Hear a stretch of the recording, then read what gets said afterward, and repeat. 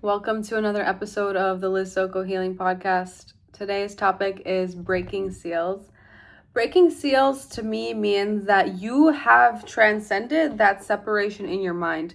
This I can do and this I cannot do. I'm going to give you some examples of the seals that I have broken and also other societal seals that exist that need to be broken so people can just exist as themselves in reality.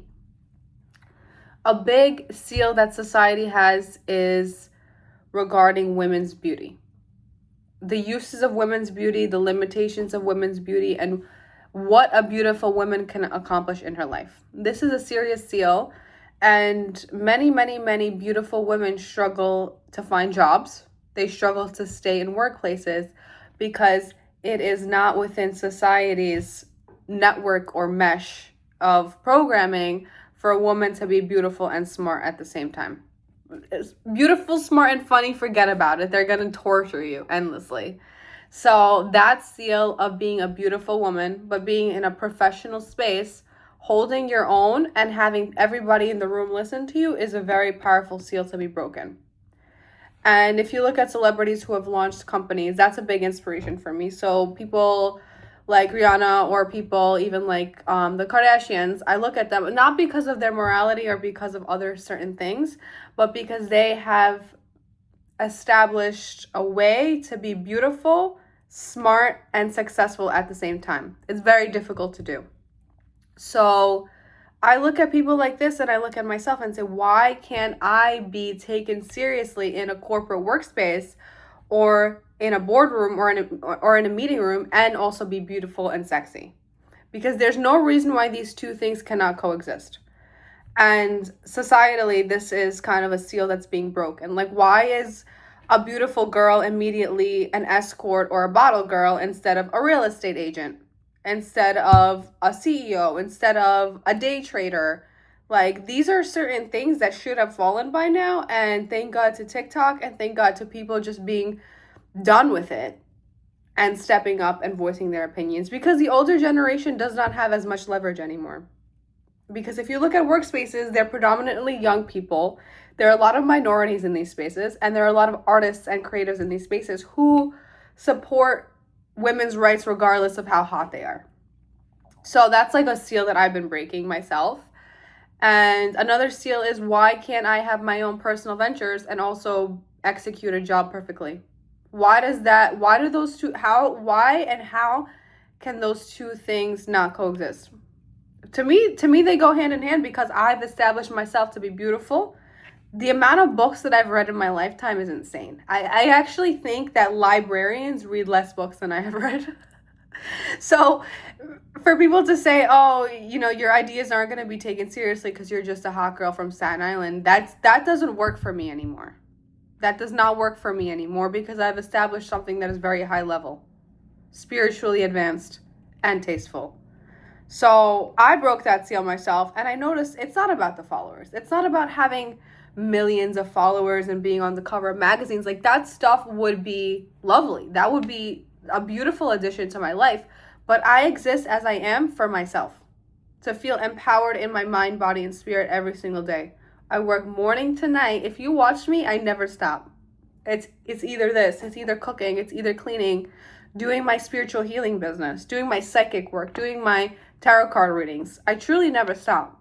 I'm always working on my beauty. I'm always working out. I'm always reading books. I'm reading The Millionaire Code right now. Like, it's just so invalidating to tell gorgeous women that, oh, beauty will fade, you'll get married. I'm like this. What did I waste 7 to 8 years of psychological healing, mental development, business acumen on? Photography skills, creative skills, modeling skills, and beauty on. Just to be told that beauty will fade and maybe somebody will marry me. That to me didn't make sense, because why am I competing at this level where successful men are competing, and then on top of that, I'm treated at the level of like a bottle girl at a club? I just found it to be ridiculous. So I left the beauty industry for like the 5th time. And what I've extracted is that, beauty is beauty. Like, you cannot take beauty away from someone. You can take away someone's confidence from someone. You can take someone's social value perception. This is a new topic that I'm working on. Social value perception is not your beauty, not how you show up, not how people see you. It's how you see yourself as a social player in the big game. Social value is how you become wealthy. Social value equals becoming rich. That's something that I'm discovering now. My social value as a beautiful woman is fairly high. But when people deteriorate your mental health consistently, and I did another podcast on this, which was anger and female conflict and liberating yourself from that spiritually. Spiritual liberation is easy. Material liberation is almost impossible in the system that we live in. For a woman to liberate herself financially and materially, it really requires a certain level of genius. And I'm a smart girl, and I still haven't, figured that out. I have been sabotaged a lot, and I'm working on social media strategies and like content strategies and brand management strategies. However, why was this stuff not kind of like communicated to me? Or why were other beautiful women not communicating how they did it, how they made it, how they were able to talk to an agent, how they were able to get into a certain space, how they were able to host their first event? Like, I would have loved to hear that information, because I used to ask my good friend back then, we're not friends anymore, I used to say, oh, how did you, get all these followers? How did you host your first event? Tight lips. No one says a thing. No one says a word. How did you do it? Where did you get this power from? What's your strategy? Nobody wants to share. Everybody just wants to be that thing. And there are so many young girls that are struggling because of that false air of celebrity and that false air of like stolen beauty, stolen power that has been created. And I'm someone who suffered from that my whole life, because I'm like, I'm also a woman. So why is your womanhood more important than mine? Or why is a minority or unemployed or someone with a low income womanhood less than your womanhood? And I got sick of it, because I'm like, I got sick of being told I'm just a girl from Staten Island. I'm a trashy girl from Staten Island. This conversation all day long in workspaces, from men, from women to men, trying to steal my partner, trying to take my social value away from me. And it got to a point where, and I talked about this in the podcast episode about dating, like, it just got to a place where my health couldn't take it anymore. My health could not handle the heartbreak and the humiliation and the effect it had on my self-esteem. So what I did was I actually executed a strategy to completely deteriorate the system in my mind, which means this whole system basically is divided between male conditioning and female conditioning. And it's shifting now because we're kind of like opening up that spectrum and letting people explore for themselves what these energies mean. But the conditioning of being a woman, it's something that I worked on like years and years and years ago. But now I'm like reprocessing it. I'm like, how do I be a liberated mind, a liberated spirit, and also an attractive woman at the same time? Because it almost feels like the two cannot coexist. It almost feels like if you're an attractive woman, stay in the kitchen. If you're an attractive woman, like, you're coming with me. Like, you can't have your own project. You can't do this sort of modeling. You can't have executive level role. And I'm like, I can do all of those things at once, realistically. Women are so capable. Women are so strong. And that those conversations that people have about you in your sphere, that is what destroys your social value. Controlling the conversations that people are having about you is how you gain social value. Another way to gain social value is to speak up for yourself and to defend yourself using your brand voice. You can be absolutely hurt, heartbroken, devastated, destroyed, Once you process those emotions, you come back, you have a creative idea. You have an opportunity for somebody else that's in your shoes. And that's how we develop social value in an emotionally intelligent, intellectual, and well-cultured way. That's what I do. My brand is like that. Like if somebody hurts me in a corporate space, like sometimes I'll go direct if it's serious enough and if it's damaging enough. But mostly I will integrate it into my art, into my personal voice, into something that is applicable to every single human being. So those seals in society, you can't do this because your family isn't rich. You can't do this because you're not 6 foot tall. You can't do this because, excuse me? Like, a lot of people have already broken those seals in the last 20 years, especially with like vanity and money metrics. So the idea that you can't make it should not exist anymore. The reason why it's prevalent in your psyche is because you're vibrating very low. Low vibrational densities will always come with mental traps. So the higher you vibrate through faith is big for me. Faith got me through everything. Faith got me out of everything. Faith purified my whole mind, body, spirit. Like, I feel great again. I don't have those like thoughts floating around in my head like you're not good enough, or the conversations, because I shut everyone up. I truly did. I went out of my way to make sure that nobody ever had a negative conversation about me again, because it was, first of all, A, false. B, it was not productive. If you're having a conversation about my business performance, I'll sit at that table. But if you're having a conversation about things that you've made up to fabricate a negative identity about me, I'm not sitting at that table. Like, goodbye. So, and another thing is like the idea of spiritual healing, and that's a whole nother judgmental community where they're stealing power as well. How can you say you're spiritual healers if you're stealing beauty, power, and business power from other people? Everyone needs to get real, because I have my foot in every category of human interest, and I'm watching everyone closely, you know? So why are spiritual healers also stealing power now? Isn't that the point of why you're a spiritual healer, to protect people's power, beauty, success, and future timelines? Is that not your job? So why are spiritual healers now looking at people like me and saying, I don't deserve to be a spiritual healer? Do you know the initiation process that I have been through? How absolutely brutal it has been? And how I've kept it together well, thanks for pressed powder. But also the fact that you don't know what I've been through. You don't know the situations I've dealt with, the sorts of people that I've dealt with, how I've managed it, how I walked away from toxic people, how I have confronted people who stole my power, and how I have won.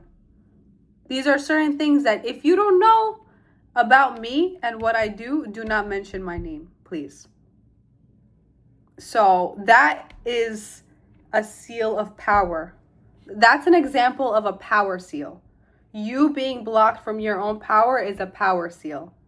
So I love the word seal instead of blockage, because I feel like blockage has a negative connotation. I can't break this. A seal is like walking through customs. Like, okay, I'm on my way to Miami. Thank you very much. Give me my bag. You know, it's like a seal is much easier to break than a blockage. So the power seal that I had experienced is my beauty and my sexual power are not welcome in workspaces.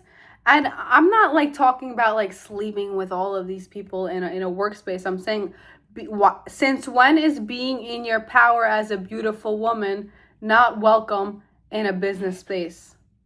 Think about how this country was created. All the sexy secretaries, this and this, the dentist, the this and this.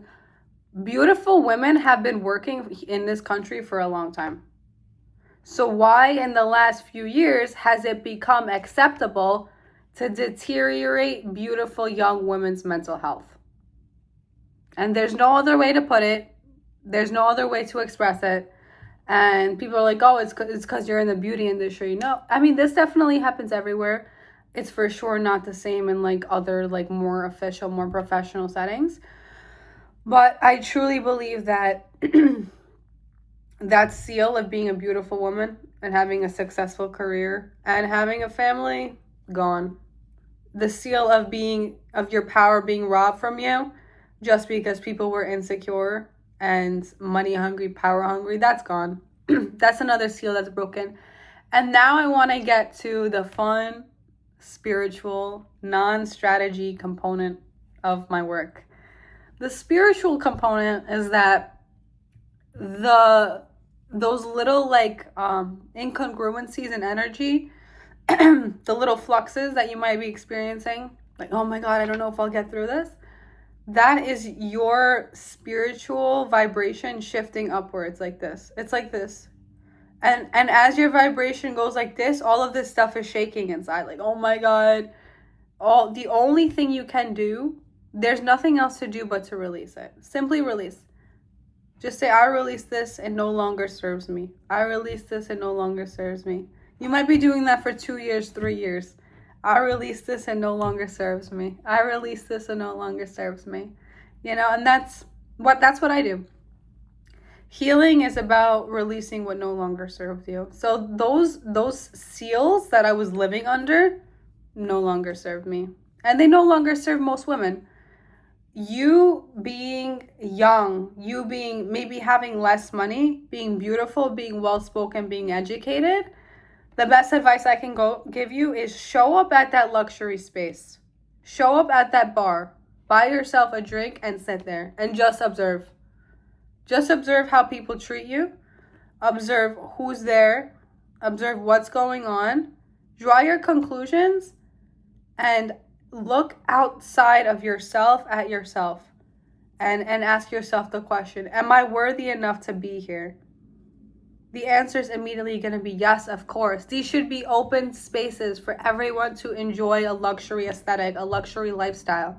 It's not exclusive. It's not it's not only for millionaires and billionaires. Like, if I was in a room full of millionaires and billionaires, I would probably be bored out of my mind.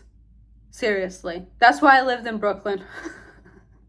Like, it's the new age. Like, we're in 2025. I don't even know if I said that right. It's like, that's why some people think I'm stupid. It's because I'm at a certain vibration where I'm like, my information processes differently. Like, I probably come off as really stupid.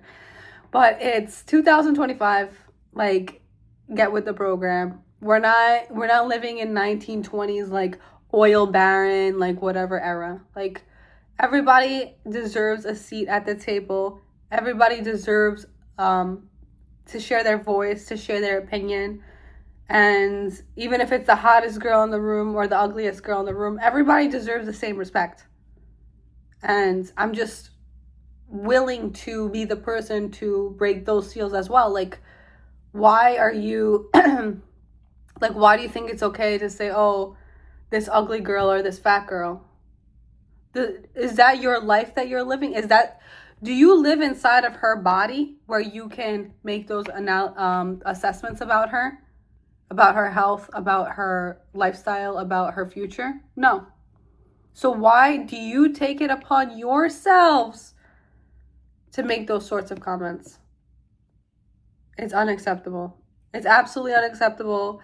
And even younger kids, Gen Z kids on TikTok are so kind, so empathetic, so artistic, so welcoming. It's like, I don't know what it's going to take to shift these spaces, but they're also not having fun. Like, I'm lucky enough where I live in New York and I like get to travel. I created that lifestyle for myself, and I'm like, I go to these places, I'm like, these people are not even having that much fun anyways. So clearly we need to shift the mindset. We need to shift the energies and welcome in fresh energy, welcome in new life, new vibrations, new fashion, like new ideas, because why am I the only one doing that in those spaces? Like, we should all be doing that, bringing in our best self, bringing in our positive energy, bringing in our healed selves into spaces. And the conversation is very different when you come in as your healed self rather than your insecure, like, am I the hottest person here? Am I the wealthiest person here? Am I gonna get the job? Am I gonna drop those conversations, please? Just be grateful for the seat that you do have. Be grateful for the voice that you do have. Be grateful for the opportunity to be somewhere. It's already amazing that you get to even be there. Like every time I get like invited to things or something, I'm just so grateful that like somebody even sees me in that way. That somebody can invite me, to an event. Like I've been to a few wellness events, and it's like you don't realize how meaningful that is for people who don't have those opportunities every day, who aren't spoiled, who don't have rich parents. Like a lot of celebrities come from wealth. Their families come from wealth. They're spoiled. They were raised in these events, these restaurants, these sorts of spaces. But invite somebody who has never been invited. Invite someone who's hasn't ever had that opportunity, and show them that they are welcome to up-level themselves. It's all about up-leveling yourself. This whole game is about up-leveling yourself constantly. It's not a level that you get to and then you get to relax. Up-leveling is a constant process, and I never stop. Partially because I'm addicted, because I have an addictive personality, but also because I feel that it's my duty to help people up-level, especially those who are marginalized and those who have been bullied and manipulated and narcissistically abused throughout their lives. Because my gifts I will use for those people. So I wanted to share like a vision that I had yesterday because I think it would help a lot of people. So I was kind of like doing my normal vision quest. Like a vision quest, if you're not familiar, because I studied like shamanic breath work. A vision quest is slowing down your breathing to a place where your mind begins to drop into your breath. And then you kind of set intentions. I always set intentions through prayer. So I'll say like, God, please show me my throat blockage, or please show me how I can successfully land a good job, or I can, cook these delicious meals for the rest of the week, or whatever it is, or simply ask God, what does my soul need at this time? And you'll be led to a certain vision, to an experience where you will directly experience spirit. You'll directly experience that spiritual connection and receive the necessary wisdom that you need to hear right now. So I did that. I've been doing that for years. That's how I healed myself. So I did that, and God showed me, like actual God showed me. He's like, look at your kingdom. This is your kingdom. This is your kingdom. And I was expecting to see like Lamborghinis and like fountains and stuff. And he said, look, these are all the hearts you have touched throughout your life. He said, look at all of these hearts that you have touched your whole life. This is your kingdom. And I'm getting emotional because I was getting emotional. I don't cry as much anymore because I'm a strong bitch. But he said that to me. I'm looking around, and it's all the trees that I've helped to plant on planet Earth, which are human spirits and human souls, So I just wanted to really share that vision with you guys because our impact is not our net worth, our social media following. And that's when all of that ego stuff kind of fell, because I was getting obsessed with strategy, content strategy, the algorithm, and kind of looking at celebrities and seeing what they do. And it got me out of my power, because my power is touching human spirits and helping them to grow roots and to grow as tall as possible and to be as beautiful and as happy as possible. So God was like, look at all of these trees that you've planted. Look at all of these seeds that you've helped to plant. This is your kingdom. And I was like, I felt like this like peace come over my soul. And I realized, like, that's why I do my work. That's why I'm a healer. It's the actual action of it. It's the actual work of it. That's why I do it. And I know some people perceive me as this, like, aesthetic social media girl, which is a part of it for sure. It's like I was like, God, can you help me, like, to do this stuff and to get this job? And he's like, yeah, I'll help you do that also. But remember that this is your work. This is your mission.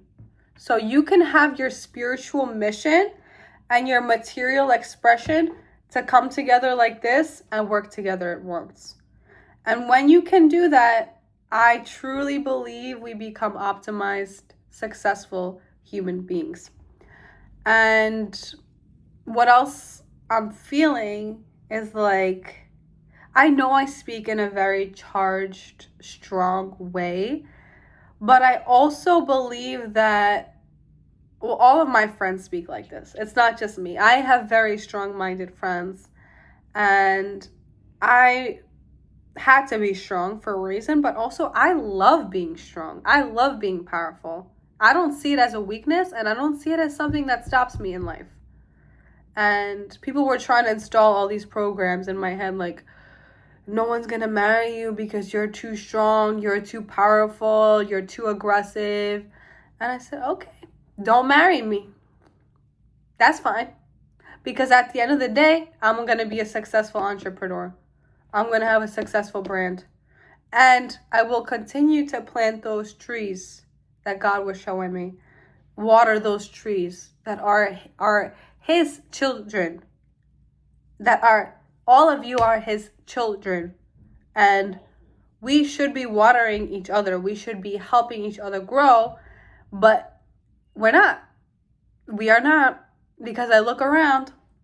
This is beyond corporate. This is beyond business. This is life talk. Instead, people are taking an axe. You worked 20 years, your whole life. Let's take an axe. Cut your head off.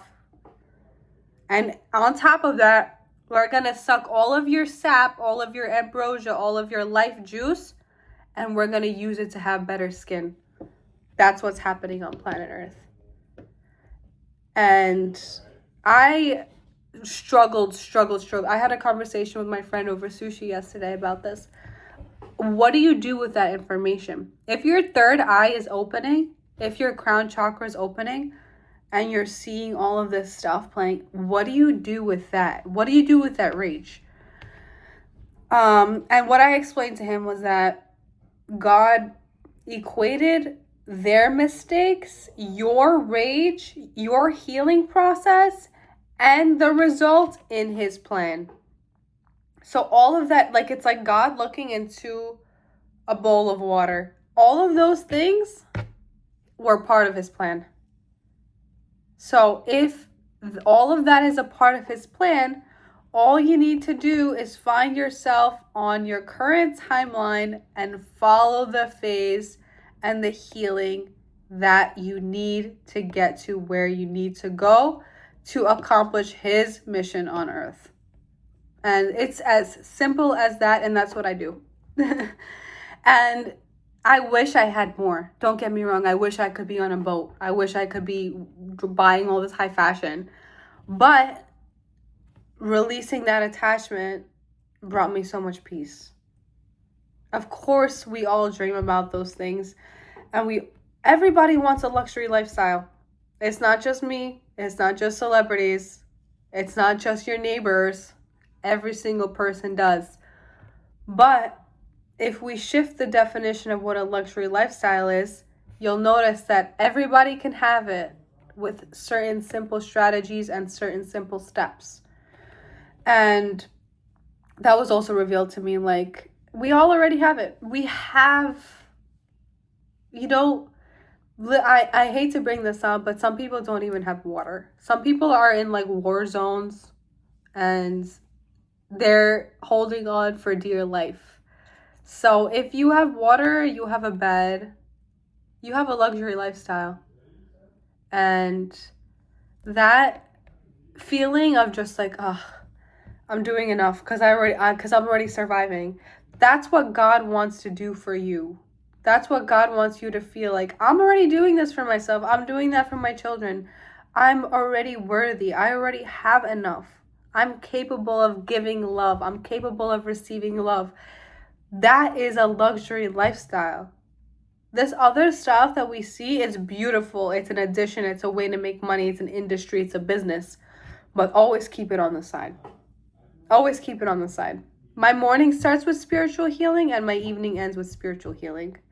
All the other additions can be removed from my lifestyle at any point.